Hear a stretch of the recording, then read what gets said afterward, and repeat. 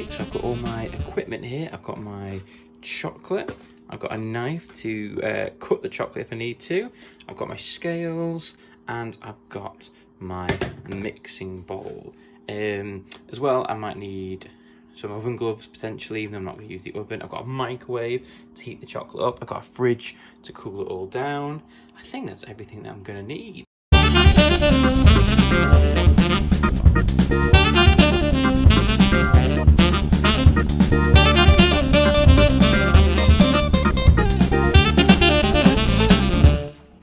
So the first thing I'm going to do is set the scales to 0. I need to make sure that my scales are at 0 before I start measuring anything else out.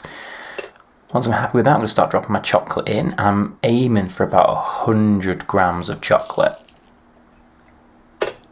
So it's going up quite slowly. I might need a few of these to get 100. So what I'm going to do is I'm going to cut some of them in half to make sure I get an exact reading. Be really careful if you use a knife.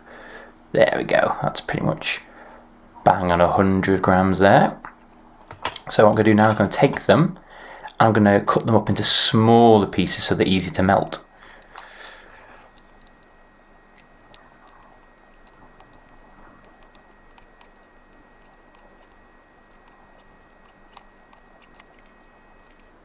Now that I've chopped my chocolate into smaller pieces, it's time to zap it in the microwave. I'm going to give them about 15 seconds a go.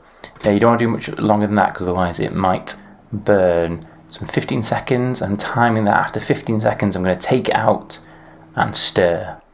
Okay, so that was the first round, 15 seconds. You can see straight away there's been loads of melting happening already. It's not going to need very many goes in the microwave, this one.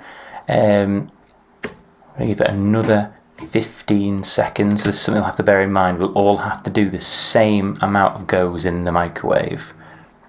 Okay, so that's after 2 15-second stints in the microwave. I'm going to do one more just to be on the safe side. There we go. It's the end of that third set of 15. Perfect. All melted. What I'm going to do now is I'm going to pop it into the fridge for about 30 minutes, I think. We'll see how that goes. I might adjust that timing if we need to. And so we can see already it's changed from a solid to a liquid. And now we're going to go and see if we can change it from a liquid back into a solid. So we're going to pop it in here in the fridge. Yeah, so about 30 minutes, but I'll let you know if I change that or not.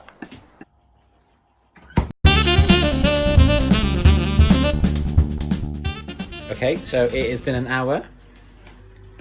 I left it for a little bit longer. So here is the final test. It looks solid. That's a pretty good test as well. There you go, can you hear it? There we go. So we have changed it from a solid to a liquid, and then a liquid back to a solid again. I wonder if I can prise it out. Managed to scrape like a swirl off. There we go. Success.